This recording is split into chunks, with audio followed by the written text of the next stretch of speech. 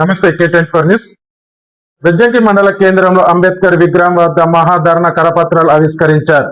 SC వర్గీకరణ roster విధానం వల్ల మాలలకు జరుగుతున్న నష్టాన్ని ప్రభుత్వం పునఃసమీక్షించాలని నాయకులు డిమాండ్ చేశారు.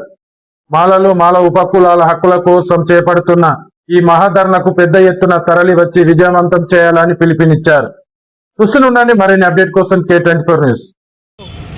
జాతీయ మాలవాడ పక్షాన ఏదైతే మన బెజ్జంకి మండల కేంద్రంలో కరపత్ర ఆవిష్కరణ పోస్టరు రిలీజ్ చేయడం జరిగింది.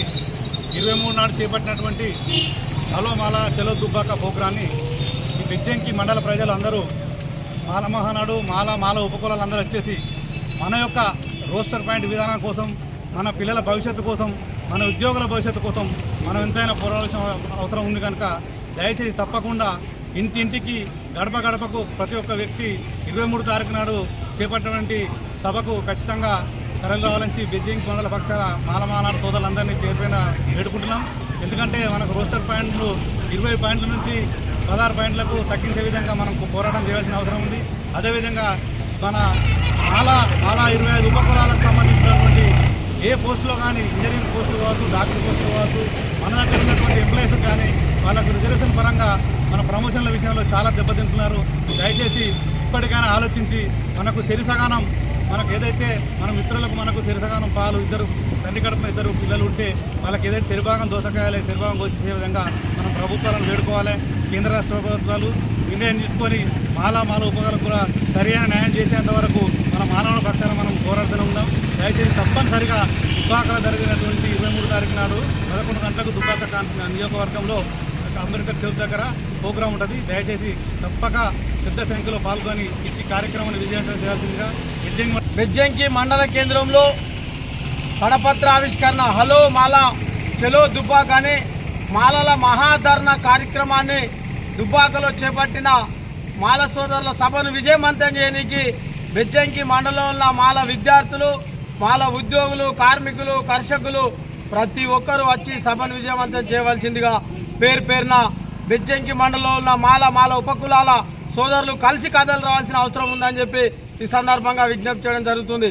అయ్యా పాలకులారా, 1984లో ఎప్పుడైతే కాన్సీరామ్ వచ్చి మరి తెలంగాణ, ఆంధ్ర ఉమ్మడి రాష్ట్రంలో ఉన్నప్పుడు బహిరంగ సభ ఏర్పాటు చేసినప్పటి నుండి ఇప్పటి వరకు దేశంలో యూపీలో మాయావతి గారి ప్రభుత్వం ఏర్పడ్డ తర్వాత ఈ దేశంలో ఏ రాష్ట్రంలో ఆ రాష్ట్రంలో మాదిగలను, దళితులను, బీసీలను విభజించి పాలించాలని కుట్ర చేసి విదేశాల నుంచి వచ్చి స్వదేశంలో ఉన్న దళిత బలహీన వర్గాలను విచ్ఛిన్నం చేస్తున్న వారికి తగిన గుణపాఠం చెప్పాలంటే, మన చేతిలోకి రాజ్యాధికారం రావాలంటే, బాబాసాహెబ్ అంబేద్కర్ రాసిన రాజ్యాంగం కాపాడుకోవాలంటే బీసీ, ఎస్సీ, ఎస్టీ, మైనార్టీ ఐక్యతగా ఉండి నాటి నుంచి నేటి వరకు ఉన్న రాజ్యాంగాన్ని మనం తప్ప ఎవరు కాపాడలేరు. కాబట్టి ఈ యొక్క బాధ్యత తీసుకోవాల్సిన బాధ్యత బీసీ, ఎస్సీ, ఎస్టీ, మైనార్టీల పైన అని చెప్పి బెజ్జంకి మండల సాక్షి విజ్ఞప్తి చేయడం జరుగుతుంది.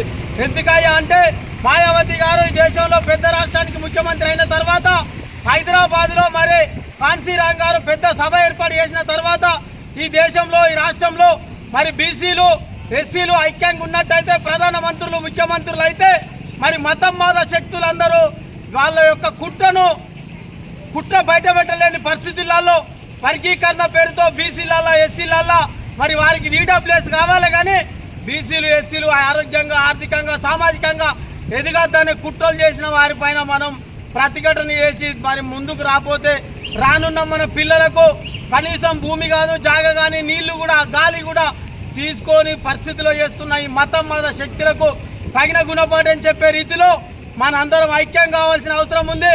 భారత రాజ్యాంగాన్ని కాపాడుకునే అవసరం ఉంది. ఈ దేశంలో నీళ్లు, నియామకాలు అనే ఉద్యమంతో తెలంగాణ చేపడితే ఈరోజు నీళ్లు లేవు, నియామకాలు లేవు, ఉద్యోగాలు లేవు. కాబట్టి అన్ని రకాల పాలించే వాళ్ళు ఎవరయ్యా అంటే అక్కడ మాల కాదు, మాదిగ కాదు, ఓ బీసీ కాదు. వారి కుట్రలకు మనం ఆశపడి వాళ్ళ కుట్రల డైమోలాలు ఉండి నష్టపోతున్నాం. కాబట్టి మీరందరూ బలహీన వర్గాలతో పాటు ఎస్సీ, ఎస్టీ, బీసీ, మైనార్టీ ఐక్యమై మన యొక్క బాబాసాహెబ్ అంబేద్కర్ రాసిన రాజ్యాంగాన్ని కాపాడుకోనికి ఇక్కడ సంబంధించిన ఈ రాష్ట్రంలో తెలంగాణ వచ్చిన తర్వాత వర్గీకరణ అనే సందర్భంలో తెలంగాణ ముద్దు వర్గీకరణ అని చెప్పి మనం పిలుపునివ్వడం జరిగింది. తెలంగాణ ఉద్యమంలో ఆవరణించాలి కృషి చేసిన మాదిగల మధ్య పంచాయతీ పెడుతూ రోస్టర్ విధానంతో మాలలను మాల ఉపకులాలను అణిసివేస్తున్న ధోరణిని పునఃసమీక్షించాలని కేంద్ర రాష్ట్ర ప్రభుత్వాలు ఏ జనాభా ప్రాతిపదికన ఉన్న రిజర్వేషన్లు సరైన పద్ధతిలో పంచాలని, మరి ఈడబ్ల్యూఎస్కున్న 10% కోటాను ఈరోజు మాలలకు లేదు కాబట్టి రోస్టర్ విధానాన్ని పునఃసమీక్షించి మాల ఉపకులాలకు న్యాయం చేయాలని విజ్ఞప్తి చేస్తున్నాం.